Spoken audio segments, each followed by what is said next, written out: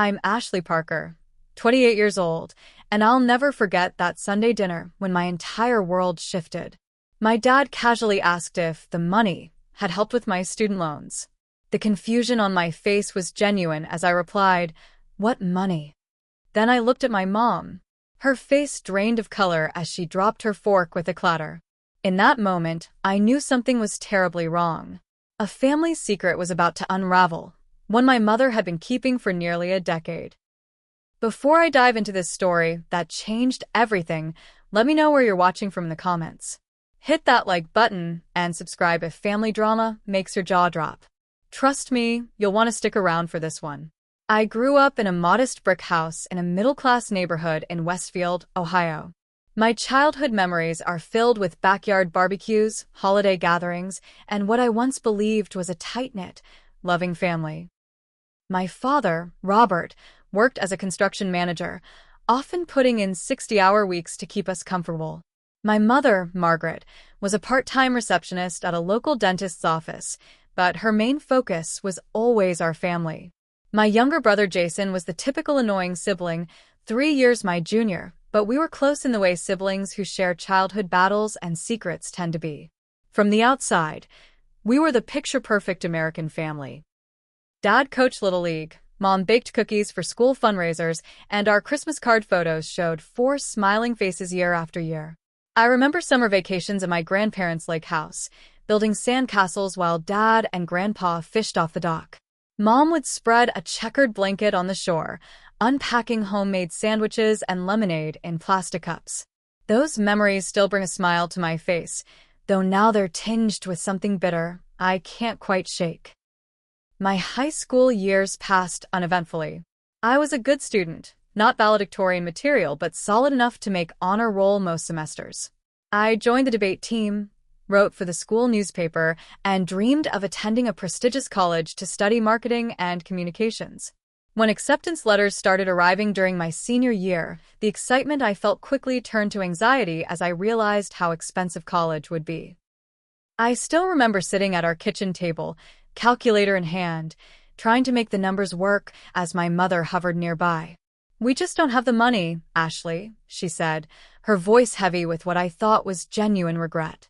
"Your father and I have set aside a little, but with the recession and the medical bills from your grandmother's final illness, there's just not enough." I believed her completely. Why wouldn't I? Parents are supposed to want the best for their children. So I adjusted my expectations, declined my first choice school, and accepted an offer from the state university with a partial scholarship. Even with reduced tuition, I still needed substantial student loans. Those college years were brutally hard. While my roommates went to parties and joined clubs, I juggled a full-course load with multiple jobs. I worked mornings at the campus coffee shop, afternoons at the library, and weekends waiting tables at a local restaurant. During summer breaks, I took extra shifts and lived in the cheapest apartment I could find to save money for the upcoming semester. I called home weekly, often in tears from exhaustion. "I don't know if I can keep doing this," I told my mother during my sophomore year when I was working 30 hours a week on top of 5 classes. "Maybe I should take a semester off to save up." "Don't you dare quit," she replied firmly. "Education is everything, Ashley. Your father and I never had these opportunities. Just keep going, it'll be worth it in the end." So I persevered.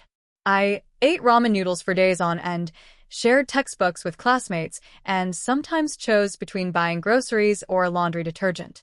When my car broke down junior year, I couldn't afford repairs and started taking the bus everywhere, adding hours to my already packed schedule. Meanwhile, I noticed my mother had a new handbag when she visited campus. A designer one I recognized from magazines. "Just a lucky find at a consignment shop," she explained when I complimented it. Despite everything, I graduated with honors. I still have the photo from that day, me in my cap and gown, dark circles under my eyes hidden by carefully applied makeup, smiling broadly with my diploma in hand. My parents stood on either side of me, proud and beaming. My father handed me a card with a $500 check inside to help with the first month's rent in my new city. I was touched by his generosity, knowing how tight money was for them. I moved to Cincinnati after graduation, landing an entry-level position at a small marketing firm. My starting salary seemed substantial until I saw my first student loan bill. The monthly payments were staggering, nearly a third of my take-home pay. I lived in a tiny studio apartment with second-hand furniture, continued to count every penny, and watched my more fortunate colleagues advance in their careers while I remained stuck in survival mode. For 5 years, I lived this way. I dated occasionally, but financial stress took its toll on my relationships. I met Derek, an architectural engineer, 2 years after college. We dated for 3 years, and I thought he might be the one. But when he got a dream job offer in Seattle, I couldn't afford to move with him. The long-distance relationship didn't survive, and our breakup left me heartbroken and questioning everything. That's when I decided to move back to Westfield 6 months ago. My marketing experience had grown enough to land me a decent position at a local firm, and the cost of living was lower in my hometown. Moving back meant facing reduced career opportunities, but it also meant family support during a difficult time. My parents seemed thrilled to have me nearby again, and we fell into a routine of Sunday family dinners, a tradition I had missed during my years away. Little did I know that coming home would unravel a deception that had shaped the entire course of my adult life. It was the last Sunday in April, one of those perfect spring evenings when the air feels fresh and full of possibility. I drove to my parents' house with the windows down, enjoying the familiar streets of my hometown. Flowering trees line the roads, their pink and white blossoms creating a canopy that reminded me of why I had missed this place. My parents still lived in the same house where I'd grown up. The 2-story colonial with navy blue shutters and a well-maintained garden looked exactly as it had during my childhood. Dad's pickup truck and Mom's silver sedan sat in the driveway, along with my brother Jason's SUV. I parked behind them and grabbed the bottle of wine I'd brought for dinner. The moment I stepped onto the front porch, the scent of pot roast, my dad's favorite, wafted through the screen door. Some things never change, and in that moment, I was grateful for the consistency. After the turbulence of my breakup with Derek and the stress of relocating, these family dinners had become an anchor in my week. My mother answered the door before I could knock, as if she'd been watching for me through the living room window. "Ashley, right on time," she said, pulling me into a hug. She was wearing a new blouse I hadn't seen before, and her hair was freshly colored, the gray expertly hidden under her signature auburn shade. "Something smells amazing," I said, handing her the wine. "Your father requested pot roast. You know how he gets when he wants his comfort food." She laughed, but I noticed something tight around her eyes. She seemed more fidgety than usual, smoothing her already perfect hair and repeatedly adjusting her bracelet. In the kitchen, my father was carving the roast, his reading glasses perched on the end of his nose. He looked up and smiled broadly when I entered. "There's my girl," he boomed, setting down the knife to give me a bear hug.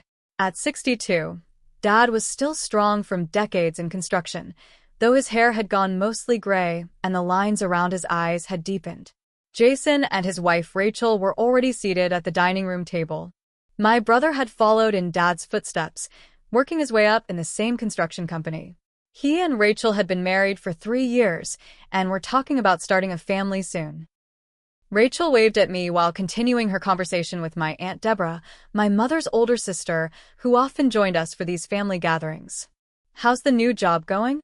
Jason asked as I took the seat across from him. "It's good," I replied. "Smaller company than what I was used to in Cincinnati, but they're giving me more responsibility. I'm leading my first campaign next month." "That's my niece," Aunt Deborah chimed in, raising her wine glass in a toast. Always the achiever. Mom brought in the last of the side dishes, roasted potatoes, glazed carrots, and fresh rolls, and we all settled in to eat. The conversation flowed naturally at first. Jason talked about a new construction project, Rachel mentioned her kindergarten class's upcoming spring play, and Aunt Deborah complained about her neighbor's noisy renovation. I noticed my mother was quieter than usual, contributing little to the conversation and drinking her wine more quickly than normal. About halfway through the meal, Dad passed the potatoes to me and asked, "So, Ashley, I've been meaning to ask, did that money from Grandma Louise help with the student loans?" I was thinking about it the other day when I was sorting through some old papers in the attic. The questions seemed to come out of nowhere. I paused, the serving spoon hovering over my plate. What money from Grandma Louise?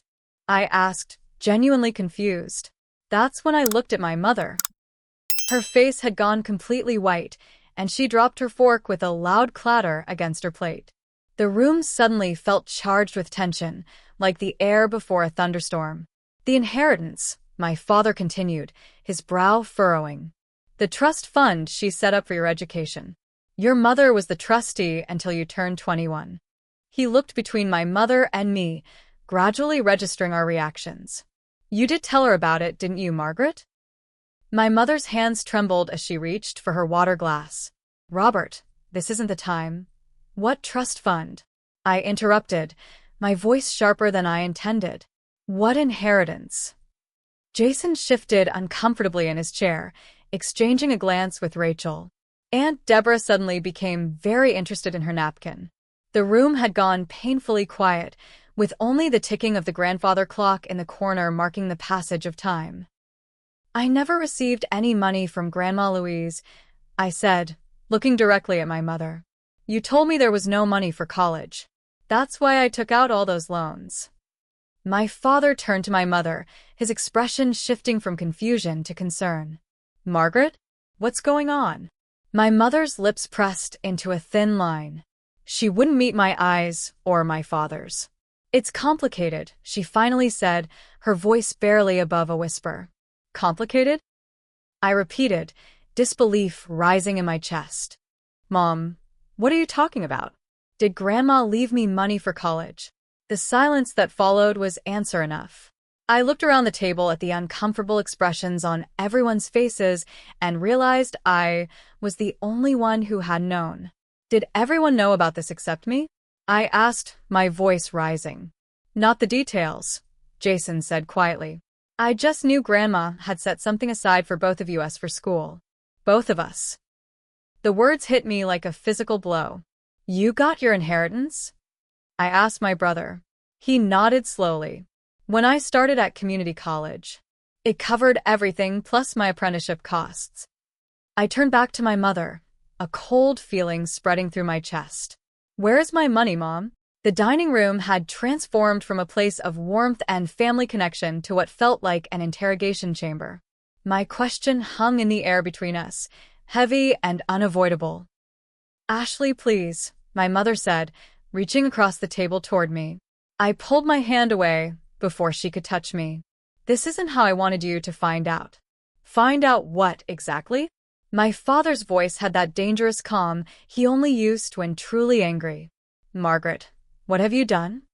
My mother looked desperately around the table, finding no allies in the shocked faces of our family members. Aunt Deborah, who had always been close to my mother, wouldn't even meet her eyes. I was going to pay it back, Mom finally said, her voice small and defensive. I never meant for it to go this way. Pay what back? I demanded, though I was beginning to understand the horrible truth. The money that was meant for my education? The money that could have saved me from thousands in student loan debt. My mother nodded miserably. Your grandmother set up educational trusts for both you and Jason before she passed. I was named as the trustee until you each turned 21. How much? I asked, my voice trembling. Mom looked down at her plate. $120,000. The room spun around me. $120,000. Almost exactly the amount of my student loans. Money that could have changed everything about the last decade of my life. You were only 19 when you started college, Mom continued, as if this explained anything. The trust would have transferred to your control in less than 2 years, but by then? By then what? Dad demanded. By then you had already spent it? Is that what you're saying? Mom's silence was confirmation enough. I don't understand, I said, struggling to process what I was hearing. What did you do with it? Where did it go? Mom looked up, tears streaming down her face. It started small. We were having some financial difficulties after the housing market crashed. Your father's company was laying people off, and I was worried we might lose the house. But I never lost my job, Dad interjected, his face reddening. We tightened our belts, but we were never at risk of losing the house. You didn't know how bad it was, Mom shot back. I was handling the bills, and we were behind on everything. So I borrowed a little from the trust, just to catch up. I planned to put it back before Ashley started college. But you didn't, I said flatly. No, she admitted. Then I made some investments that didn't pan out. What kind of investments? Dad asked. Mom's gaze dropped again. I started going to the casino with Elaine Thompson, just for fun at first. But then I thought I could win enough to replace what I'd taken from the trust. I was sure I could fix everything before anyone found out. The pieces started falling into place, her unexplained absences during my college years, the shopping bags she'd bring home, the new jewelry she'd wear.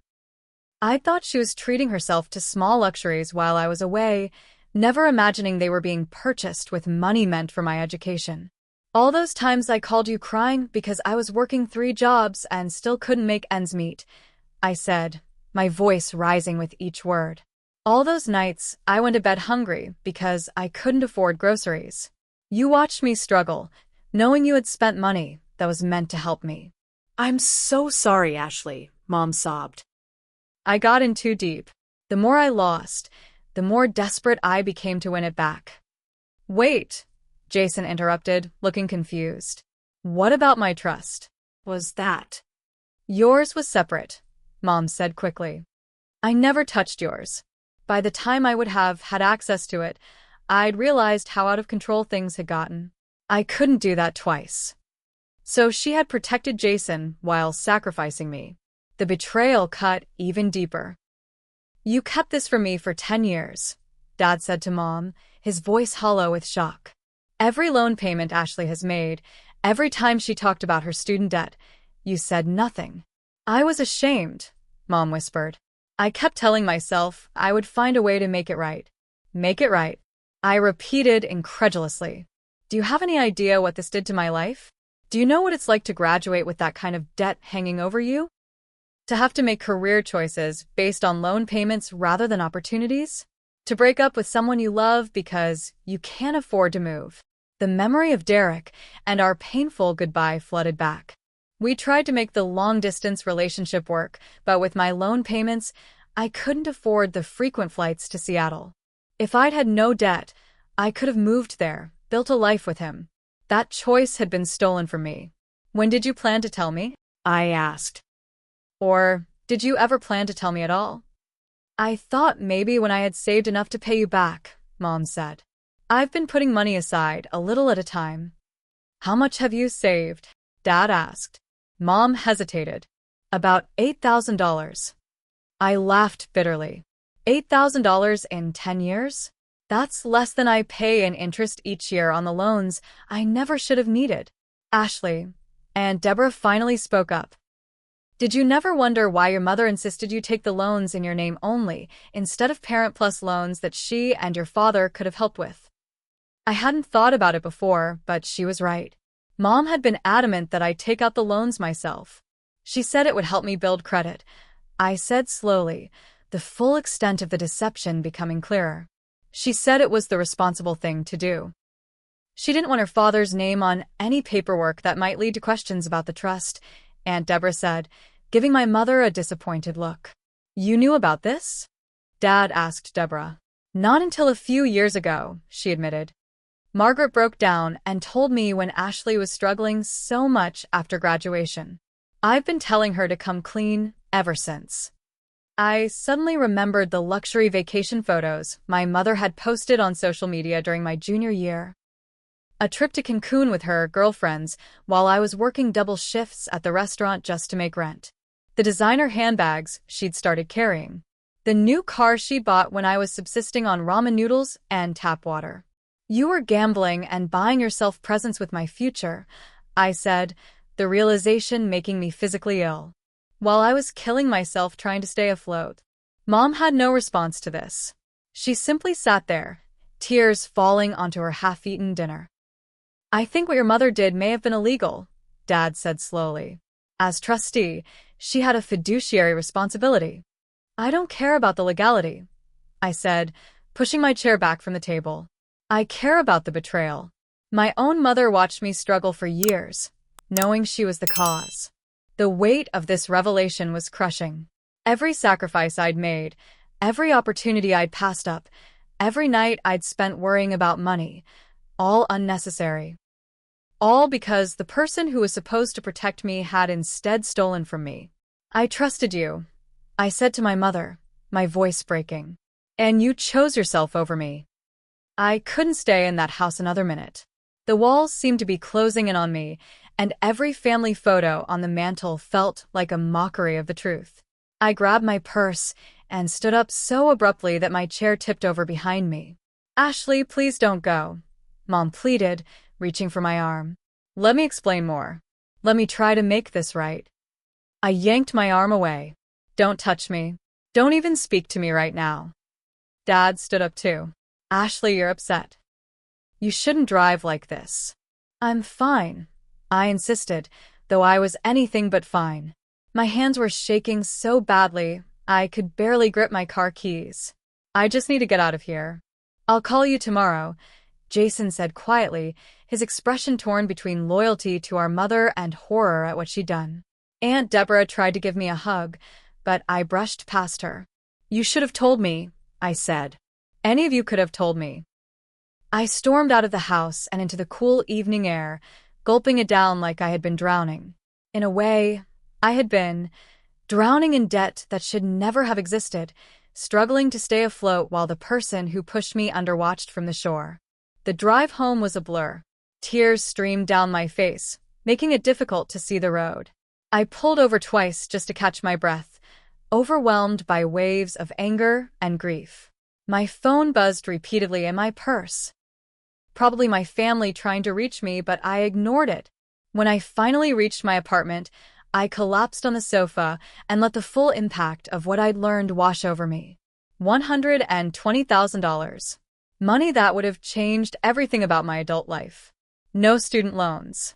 No financial stress. No missed opportunities. No breakup with Derek. I spent that night wide awake, calculating exactly how this betrayal had shaped my existence.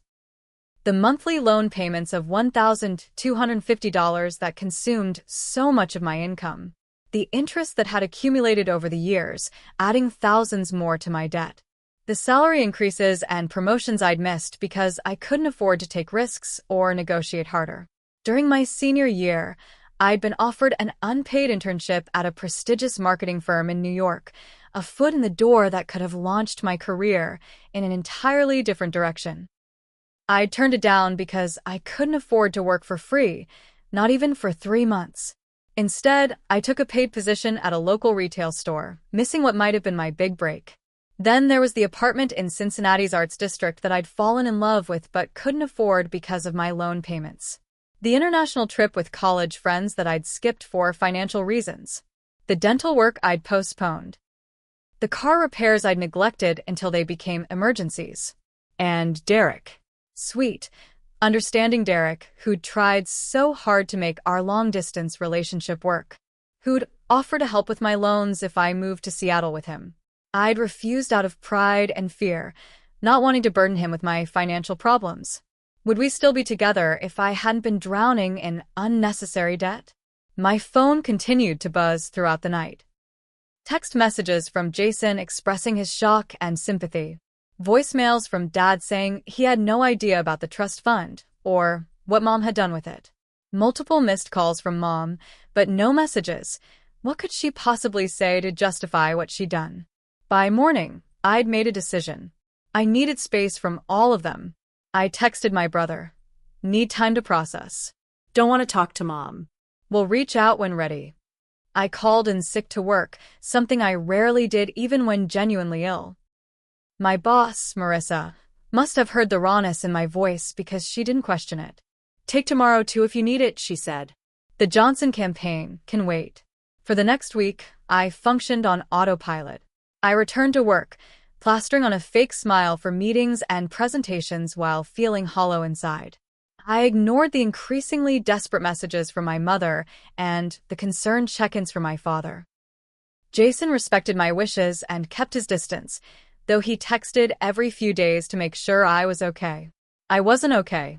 I moved through my days like a ghost, going through the motions of living while processing the magnitude of this betrayal. At night, I would lie awake cataloging all the ways my life might have been different without the crushing weight of student debt. All the choices I might have made. All the opportunities one might have seized. The financial impact was devastating enough, but the emotional betrayal cut even deeper.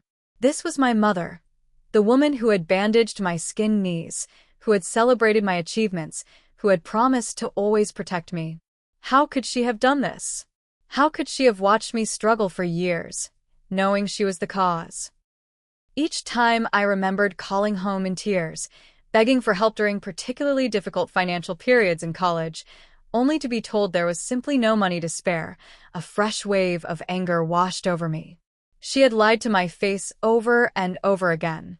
She had watched me work myself to exhaustion, take on dangerous amounts of stress, sacrifice relationships and opportunities, all to protect her secret. The cruelest realization was that she had protected Jason's inheritance while spending mine. Her maternal instinct to shield her children had extended to one child, but not the other. What had I done to deserve being sacrificed? Why had she chosen to hurt me specifically? After 7 days of isolation and rumination, I finally answered a call from my father. His voice sounded tired and strained. "Ashley, how are you holding up?" he asked. "How do you think?" I replied, more harshly than I'd intended. "I know. Stupid question." He sighed heavily. "I want you to know I had no idea about any of this. Your mother handled all the finances. I never even knew about the trusts your grandmother set up. You never asked where Jason's college money came from? You never wondered why he graduated debt-free while I was drowning in loans? Your mother told me his community college was cheaper and that he had scholarships through the Construction Union Apprenticeship Program," Dad explained. I didn't question it. I should have, but I didn't. "Where is she now?" I asked, not sure if I really wanted to know. "She's staying with Deborah for a while. We're taking some time apart." "I can't even look at her right now, Ashley. What she did to you, what she's been hiding from both of us. I don't know how our marriage comes back from this." So my parents' relationship was another casualty of this revelation. Despite my anger, I felt a pang of sadness for my father. He'd been betrayed too. "I'm so sorry, honey," he continued, his voice breaking. "I should have protected you better. It wasn't his fault, but part of me wanted to blame him anyway. Someone should have been watching out for me. Someone should have made sure I received what was rightfully mine." "I need to go, Dad," I said, unable to handle the emotion in his voice. "I'll call you in a few days." As I hung up, I realized that the money wasn't the only thing I had lost. My trust in my family, the foundation upon which I had built my understanding of the world, had been irreparably damaged. And I wasn't sure how to begin rebuilding it. 1 week turned into 2, and still, I couldn't bring myself to face my mother. The initial shock had mellowed into a persistent ache, like a bruise that throbbed whenever I moved in a certain way. I functioned at work, smiled when appropriate, met deadlines, and attended meetings, but colleagues noticed the change in me. My usual enthusiasm had dimmed, replaced by a quiet efficiency that kept people at arm's length. After dodging questions about my funk for days, I finally broke down and told my best friend Stephanie everything over coffee in her apartment. "That's beyond messed up," she said when I finished the story, her eyes wide with disbelief. "I mean, parents are supposed to protect you, not steal from you." "I keep trying to understand it," I admitted, cradling my mug between my hands. Was it the gambling addiction that made her do it? Or was the gambling just an excuse? Would she have taken the money anyway, for something else? Stephanie reached across the table and squeezed my hand. "You might never know exactly why she did it. Some people just make terrible choices, even people who love us. That's the thing, though. If she really loved me, how could she watch me struggle for years, knowing she was the cause?" I had started seeing Dr. Mitchell, a therapist, at Stephanie's insistence. During our second session, she asked a question that stopped me cold. What would your life look like now if you hadn't had that student debt? The question haunted me for days afterward. I started making lists, mapping out alternative life paths and choices I might have made without the burden of those loans. It was a painful exercise, but ultimately clarifying. I would have accepted that internship in New York, setting my career on a faster, more prestigious track. I might be working at a major agency now instead of a small local firm. I would have traveled more, expanding my worldview and network. I would have lived in a better apartment, in a neighborhood I loved, rather than wherever was cheapest. I would have started saving for retirement in my early 20s, instead of only beginning now at 28. And then there was Thomas, my college boyfriend before Derek. We'd been together for 2 years, deeply in love, by all measures. When he graduated a year before me and took a job in Boston, we'd tried long distance. But I couldn't afford the train tickets to visit him regularly, couldn't take time off from my multiple jobs for weekend trips. The relationship withered under the strain of separation and financial inequality. He could fly to see me. I could rarely reciprocate. After 6 months, we'd broken up. I found myself stalking Thomas's social media profiles late one night, wondering what might have been. He was married now, with a 1-year-old son. His wife was pretty, with a kind smile. They looked happy. Would that have been me in those photos if I'd been able to move to Boston after graduation? Would that be my child smiling up at the camera? The what-ifs were endless and torturous. Derek was another wound that refused to heal. After our breakup, he'd started dating a graphic designer who worked at his firm. According to his Instagram, they were now living together in a sleek apartment with floor-to-ceiling windows overlooking Puget Sound. The life I might have had. Work became both a refuge and a reminder of what I'd lost. I threw myself into projects, staying late at the office, taking on additional responsibilities. My boss noticed, offering me a small raise and expanded role that I accepted gratefully. The extra income would help with my loan payments, which still consumed an uncomfortable percentage of my monthly budget. But even as I buried myself in work, the evidence of my mother's betrayal kept surfacing. Scrolling through old Facebook photos one night, I found pictures from her trip to Cancun, dated exactly when I was working double shifts at the campus coffee shop and restaurant, barely sleeping between work and classes. In one photo, she was lounging by a resort pool, fruity cocktail in hand, designer sunglasses perched on her nose. The caption read, "Much-needed girls' getaway. Life is good." That photo had been posted the same week I'd called home in tears because my electricity had been shut off. I couldn't afford the bill and had been studying by candlelight for 3 days. She had told me she wished she could help but money was too tight. "Just hang in there, sweetie," she'd said. "These struggles are building your character." Building my character, while she sipped piña coladas in Mexico using my education money.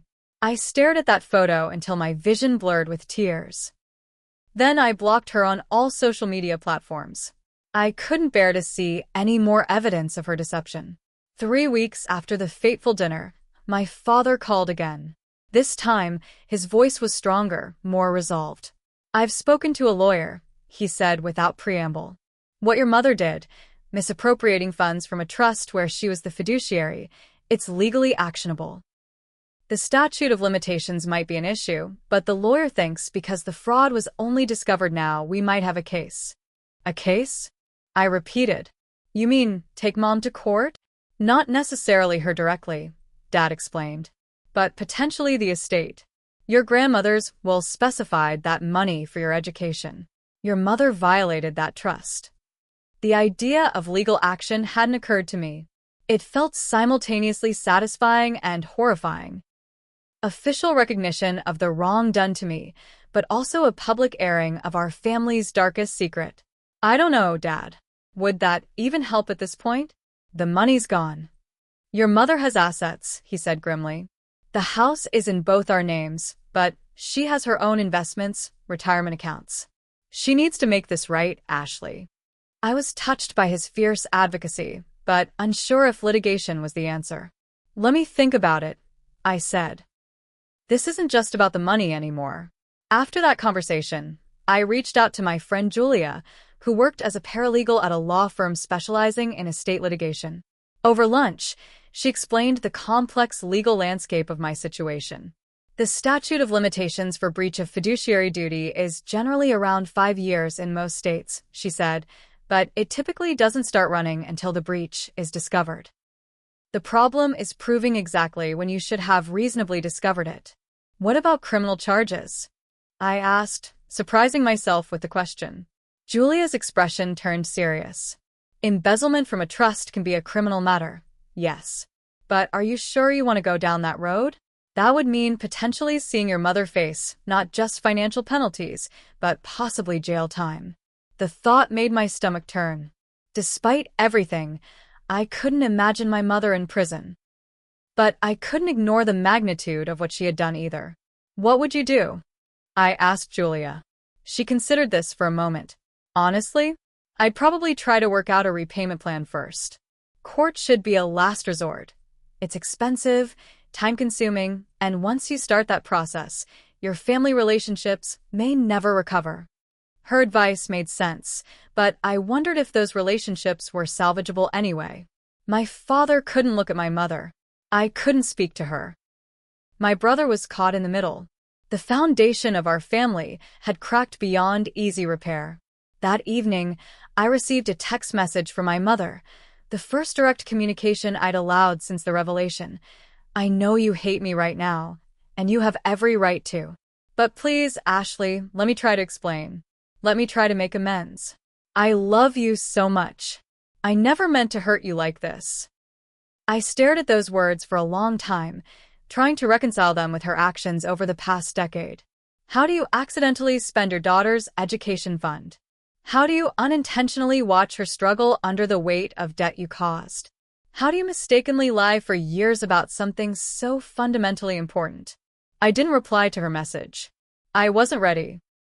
Instead, I poured myself a glass of wine and sat on my small balcony, looking out at the lights of Westfield twinkling in the distance. Moving back here was supposed to be a fresh start, a chance to heal after my breakup with Derek. Instead, it had opened old wounds I never knew existed and created new ones that felt impossible to close. The deeper I examined my life, the more I realized how profoundly my mother's actions had shaped it. Every major decision I'd made as an adult had been influenced by financial constraints that should never have existed. My career path, my relationships, my living situation, my health, my happiness, all altered by a betrayal I didn't even know about until 3 weeks ago. The realization was both devastating and strangely freeing. If my struggles hadn't been inevitable, if they had been imposed on me rather than simply my lot in life, then perhaps my future wasn't predetermined either.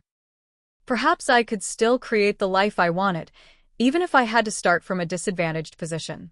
That night, I made a decision. I would confront my mother one more time. Not for reconciliation. I wasn't ready for that, but for answers. I needed to understand how she could have done this to me, her daughter, the person she was supposed to protect above all others. Only then could I begin to move forward. After 3 weeks of avoidance, I finally agreed to meet my mother. I chose a quiet coffee shop downtown, neutral territory, where we could talk without the emotional weight of familiar surroundings. I arrived 15 minutes early, selecting a table in the corner that offered some privacy without complete isolation. My hands trembled slightly as I ordered a latte, more from anxiety than caffeine. When my mother walked in, I barely recognized her. She looked like she had aged years in the weeks since I'd last seen her. Her clothes hung loosely on her frame, her face was drawn and pale, and the confident posture she'd always maintained had given way to a slight stoop. Despite everything, I felt a pang of concern. She spotted me and approached hesitantly, as if afraid I might flee. "Ashley," she said, her voice catching. "Thank you for meeting me." I gestured to the chair across from me. "Sit down, Mom." She did, clutching her purse in her lap like a shield. "I don't know where to start," she admitted. "How about the truth?" I suggested coldly. "The whole truth this time." She nodded, taking a deep breath. "Your grandmother set up those trusts when you and Jason were little. She wanted to make sure her grandchildren would have educational opportunities she never had. The money was invested conservatively, nothing flashy, just steady growth. By the time you were ready for college, your trust had grown to almost $120,000. And when did you start taking it? I asked. It started small, she said, not meeting my eyes. About a year before you went to college. We were having some financial difficulties. Dad says you weren't. I interrupted. He says you were never at risk of losing the house or missing bill payments. Mom's cheeks flushed. He didn't know everything. I had started gambling by then. Small amounts at first, but it added up. I had credit card that your father didn't know about. So you took my college fund to cover your gambling debts. The bluntness of my question made her flinch. I convinced myself it was temporary, she said. Just a loan until I could win it back. I was sure I would win it back. But you didn't. No. I kept losing. And the more I lost, the more desperate I became. I'd go to the casino telling myself I just needed one big win to fix everything, to replace what I'd taken from your trust. But the big win never came. And then I started college, I said, and needed that money. Tears spilled down her cheeks. By then, most of it was gone. I panicked. I told you there was no money for college, that you needed loans. I helped you fill out the FAFSA forms, making sure they were all in your name only. Why not tell Dad? Why not ask for help? I was ashamed, she whispered, and scared. Your father would have left me if he'd known what I'd done. He would have seen me for what I really was, a failure, an addict. But you let me think I was the failure, I said, my voice rising. All those times I called home crying because I couldn't keep up with work and school and bills. All those times I felt like I wasn't good enough, wasn't working hard enough. You let me believe that. I know, she said, her voice breaking. I hate myself for it every day. What about Jason's trust? I asked, though I already knew the answer. After what happened with yours, I couldn't do it again. I got help for the gambling, joined Gamblers Anonymous, started therapy. I didn't touch his money. So, you protected him, but not me. The hurt in my voice was palpable. It wasn't about protecting one of you over the other, she insisted. It was about not making the same terrible mistake twice. By the time Jason was ready for college, I was in recovery. I was thinking clearly again. Lucky for him, I said bitterly. Mom reached across the table, trying to take my hand. I pulled back. Ashley, I know nothing I say can undo what I did. But I want to make it right. I've been saving money. $8,000, I cut in. Dad told me. That's nothing compared to what you took. It's a start, she said desperately. I can do more. I could sell my car, liquidate my IRA. Your retirement fund? You're 60 years old, Mom. That's not realistic. I don't care about my retirement, she exclaimed. I care about fixing what I did to you. I'll do whatever it takes. I studied her face, searching for sincerity. Why should I believe you now? You've been lying to me for a decade.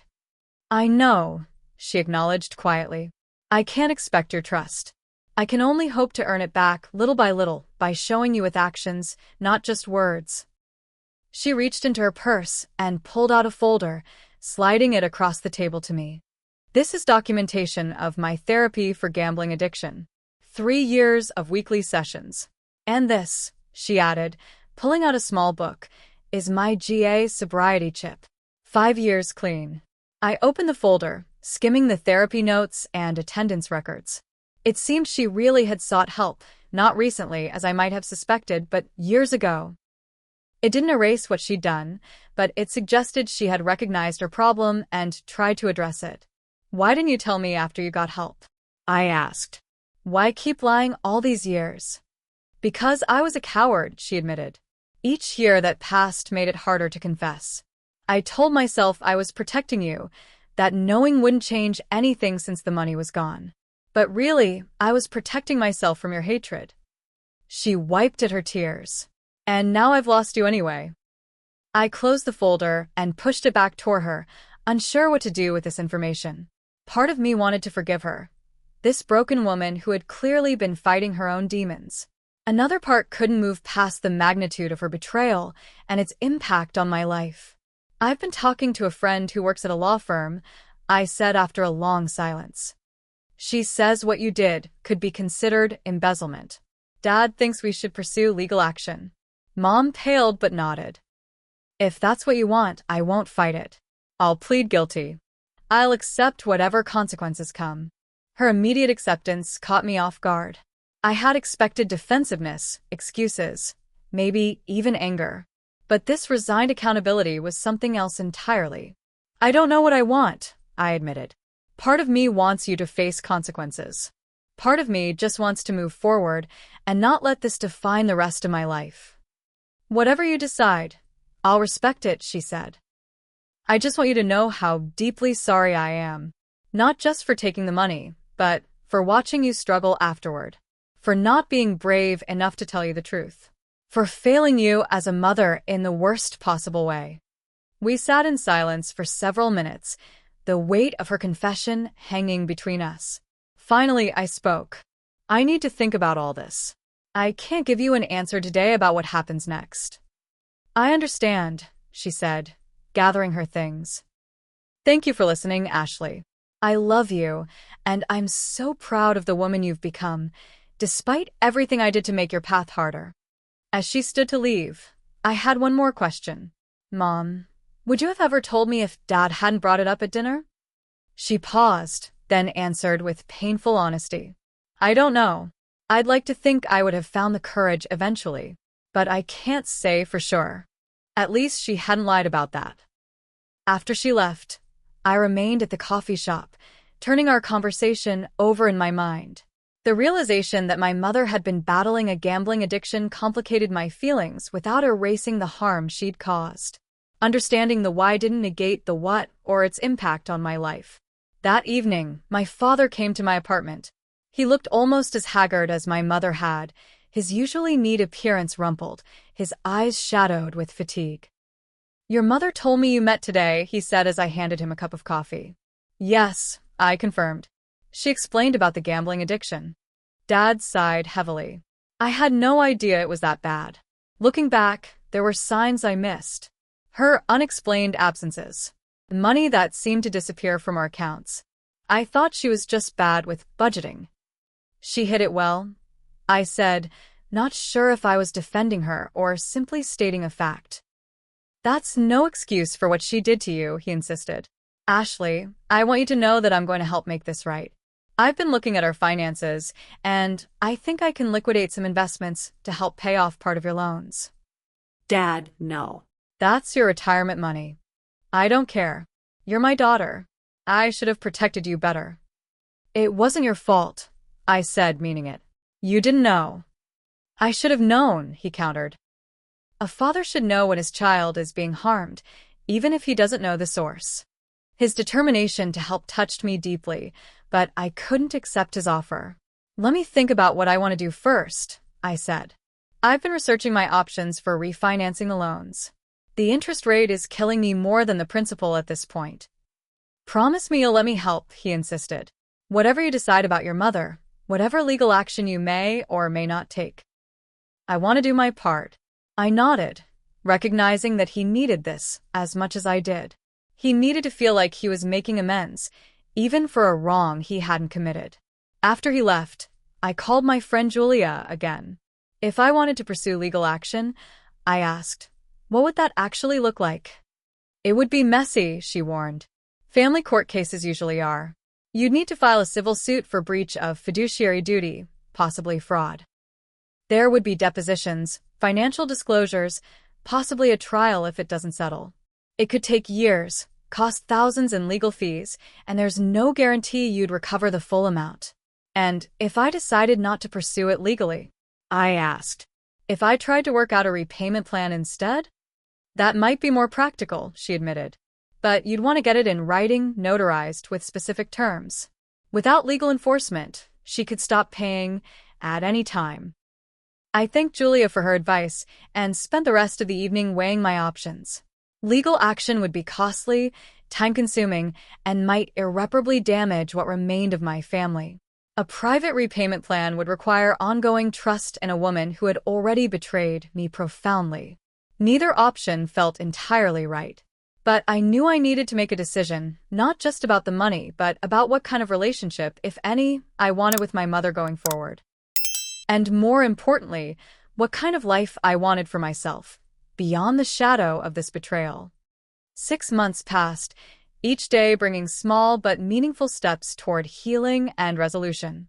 The raw wound of betrayal gradually transformed into a scar, still visible, still tender when pressed, but no longer bleeding.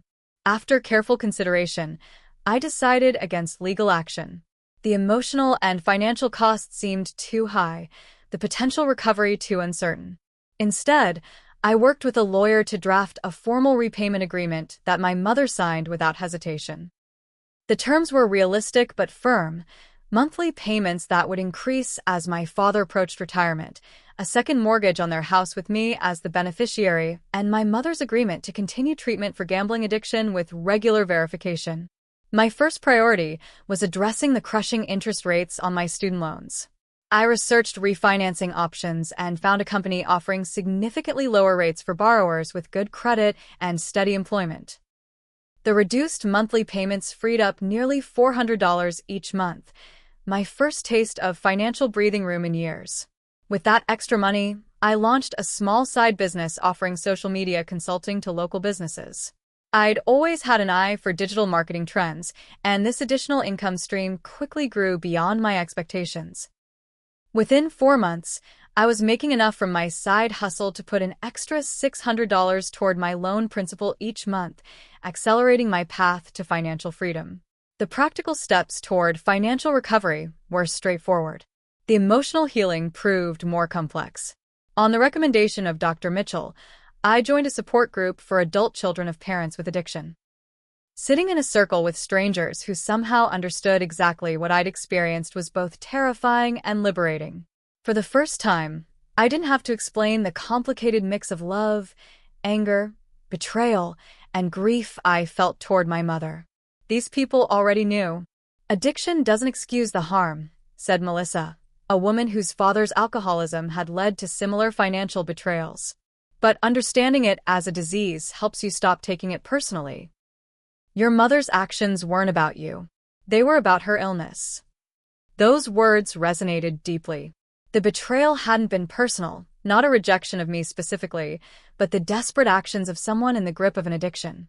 This realization didn't erase the harm done, but it helped me begin to separate my mother's illness from her love for me, which I had never truly doubted. My relationship with my father strengthened during this period. He had moved into a small apartment after deciding to separate from my mother, at least temporarily. We had dinner together weekly, carefully avoiding the topic of my mother at first, then gradually addressing it as my anger softened. He had his own journey of reconciling the woman he'd married with the deception she'd maintained for years. "I still love her," he admitted one evening over pasta. 35 years of marriage doesn't disappear overnight. "But I don't know if I can ever trust her again." "I understand that feeling," I said, reaching across the table to squeeze his hand. My mother and I established a new, carefully boundaried relationship. Our weekly phone calls were brief and sometimes awkward, but they represented progress. She never missed a payment on our agreement, often including handwritten notes of apology and encouragement with the checks. She attended therapy and Gamblers Anonymous meetings religiously, sharing her progress without seeking praise for it. 3 months after our confrontation, she sent me a letter that finally felt like a real acknowledgement of the harm she'd caused. "Ashley, I know my addiction explains my actions, but doesn't excuse them. I stole not just money from you, but opportunities, peace of mind, and trust in the person who should have protected you most. I watch you rebuilding your life with such grace and strength, and while I wish I could take credit for the amazing woman you've become, the truth is you've succeeded despite me, not because of me. I will spend the rest of my life trying to make amends, knowing I can never fully repay what I took from you. All I ask is the chance to try." That letter marked a turning point in my healing process. For the first time, I felt fully seen and heard by my mother. She wasn't asking for forgiveness she hadn't earned or understanding she didn't deserve. She was simply acknowledging the truth and asking for the opportunity to try to make amends. As my own financial situation improved, I discovered an unexpected passion for helping others avoid the pitfalls I had experienced. I began volunteering at the local community college, conducting workshops on financial literacy for first-generation college students. Sharing my story. The parts one was comfortable revealing. Help these young people understand the importance of advocating for themselves and asking questions about financial matters that might seem intimidating. Never sign loan documents you don't fully understand, I would tell them. And always know exactly where your money is coming from and going to. This volunteer work led to connections with other educators and financial advisors who shared my passion for student advocacy. Together, we created a small scholarship fund for students with financial need. My father contributed generously to this fund, finding healing in helping others avoid what had happened to me. Jason and Rachel announced they were expecting their first child, bringing a welcome joy to our fractured family. At the baby shower, my mother and I managed to interact with genuine warmth, focusing on the future rather than the past. She had lost weight and looked healthier than she had in years, her eyes clear and present in a way they hadn't been during her gambling years. "You're going to be an amazing aunt," she told me as we arranged gifts on the display table. "I plan to start a college fund for the baby right away," I replied. "A small monthly deposit that will grow over time." She nodded, understanding the significance of this statement. "That's a wonderful gift, Ashley. I'm sure Jason and Rachel will appreciate it. I'll be the trustee until the child is of age," I added pointedly. "As you should be," she agreed without hesitation. 10 months after the revelation that had shattered my world, I received a job offer from a prestigious marketing firm in Chicago. The position offered nearly double my current salary, creative control over major campaigns, and the opportunity to work with national brands. It was exactly the kind of career advancement I had been forced to pass up in the past due to financial constraints. This time, I said yes without hesitation. My improved financial situation made the move possible, and my emotional progress made me brave enough to seize the opportunity. Before accepting, I had dinner with my father to discuss the offer. "You should take it," he said immediately. "This is exactly the kind of opportunity you deserve." "But what about our Sunday dinners?" I asked. "What about you and Mom and everything that's still unresolved?" "Ashley," he said gently, "your life can't be on hold while the rest of us figure things out. Your mother and I are working on our issues. Jason and Rachel have their growing family. And you deserve to chase your dreams without looking back." The wisdom of his words struck me deeply. For too long, I had defined myself by what had been taken from me, by opportunities missed and paths not taken. It was time to define myself by the future I could create, not the past I couldn't change. I accepted the job offer the next day. As I packed up my apartment, sorting through belongings and deciding what to keep for my new life in Chicago, I came across an old photo album from my college graduation. The image of me in my cap and gown, tired eyes but triumphant smile, brought tears to my eyes, not of regret this time, but of pride. I had earned that degree despite overwhelming obstacles. I had built a career despite starting with a financial handicap. I had found the strength to confront a devastating betrayal and forge a path forward that honored both justice and compassion. The money my grandmother had intended for my education had been stolen, but my resilience, determination, and capacity for growth, those things could never be taken from me. They were mine, earned through struggle and preserved through courage. On my last night in Westfield, I had dinner with my entire family, father, mother, brother, sister-in-law, and Aunt Deborah. The conversation was sometimes stilted, sometimes surprisingly warm. My mother presented me with a check, not large, but significant for her current financial situation. "For your moving expenses," she said simply. "Thank you," I replied, accepting both the check and the sentiment behind it. As we said our goodbyes, she hugged me tentatively. "I'm so proud of you, Ashley," she whispered. "I know I have no right to be, but I am." I didn't say I forgave her. That journey wasn't complete yet and might never be fully resolved.